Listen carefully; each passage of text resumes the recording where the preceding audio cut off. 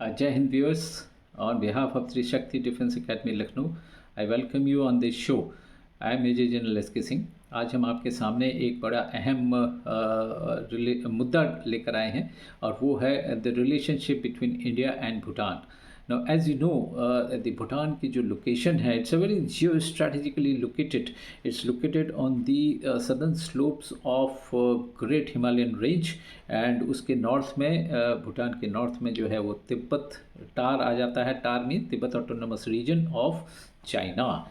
सो ऊपर चाइना है, साउथ में you can say is India and it is surrounded by, on the west you have Nepal and the Sikkim, and on the right you have Arunachal Pradesh, that is on the east Arunachal Pradesh, on the west Sikkim, on the north China, Tibet, which is part of China, and on the south that is the Bay of Bengal, or you can say that is India. सो ये है इसके चारों तरफ की location. And if you see जो gap है of the Siliguri corridor की जो हम बात करते हैं, तो ये जो डोकलम का जहाँ पर ये इंडिया चाइना के बीच में काफ़ी झगड़ा भी हुआ था, तो वो जो है it's very close, is the shortest distance from Doklam to if China, who is interested more in interdicting the Siliguri corridor, तो ये भूटान की जो लोकेशन है ना, ये बहुत ही जो स्ट्रेटेजिकली लोकेटेड है। एंड थोड़ा सा ये समझना चाहेंगे कि देखिए इसकी जो पॉपुलेशन है, भूटान की पॉपुलेशन इज़ जस्ट अबाउट 7,27,000 और टोटल एरिया भूटान का is just about approximately 40,000 square kilometre. And सब एल्पाइन हिमालयन उसमें आते हैं। एंड ऊपर जो है इनके नॉर्दर्न जो टेरेन है, that forms part of the sub alpine Himalayan region. And जो सदर्न पार्ट ऑफ भूटान है, that forms as a tropical plains. तो ये है इनका ज्योग्राफी और you can say the weather conditions. And it is land area का जहाँ तक सवाल है, जब 40,000 स्क्वायर किलोमीटर मैंने आपको बतलाया, it stands in the overall in the world की जो वेरियस कंट्रीज़ हैं उसमें 133rd रैंकिंग है। And as far as the population goes, it just about इसका 160th है कंट्री इन दी पॉपुलेशन में। जैसा कि मैंने आपको बतलाया 7.27 lakh of this thing. Population density देखिए कितनी अच्छी है यहाँ की, 9.3 persons पर किलोमीटर। तो is a very good, I would say exceptional, I would say, the population density.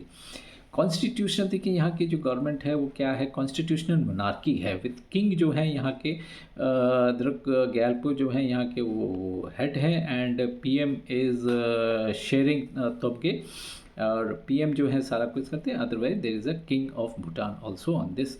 So it's a constitutional monarchy with the king, and of course there is a prime minister with a properly elected government which is there. जहाँ तक population के distribution का सवाल है, majority of the population is Buddhist. 85% जो है वहाँ पर बुद्धिस्ट हैं, 11% are Hindus, and balance you can say are the other categories, about just about 4% or सो। जो लैंग्वेज है भूटान की, दैट्स अ भूटनीज उसको बोलते हैं।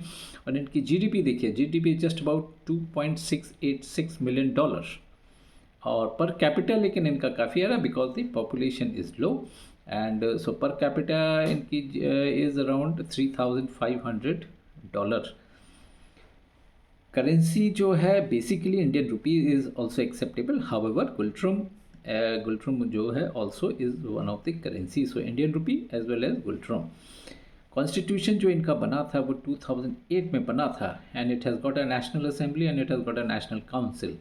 तो ये इनकी गवर्नमेंट। एंड थोड़ा मैंने आपको geography and politics and the other thing aspects मैंने आपको दिए हैं। अब आप देखें कि इंडिया भूटान के बहुत पुराने जो बुद्धिस्ट कल्चर जो है कहाँ से शुरू हुआ था, बेसिकली इंडिया से शुरू हुआ था, and it is spread into the entire world. So culturally socially Bhutan के relations with India have been extremely good. However, China is trying to make an inroad into Bhutan with the aim of interdicting the Siliguri corridor, जिसके बारे में मैंने आपको पहले बतलाया था।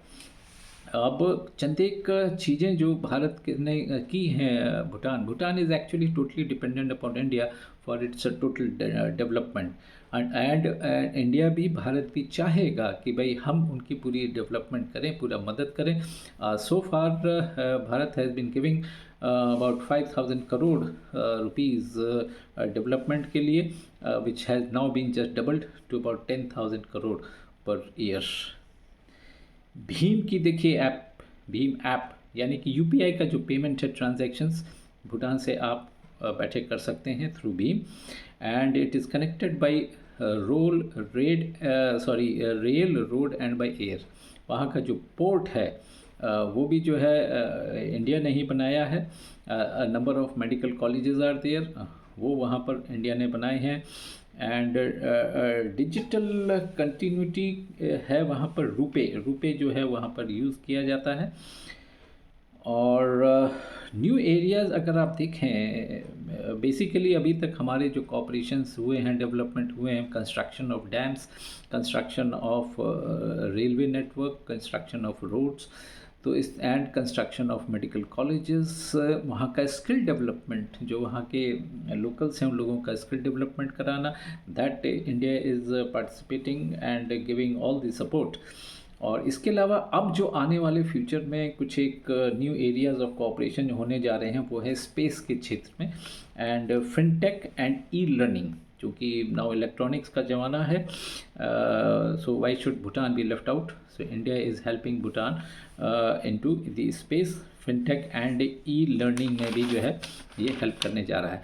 सो these are the relations as far as the Bhutanese army is concern. The defence के साथ जो कोऑपरेशन है हमारा, वहाँ पर इम्ट्राट है.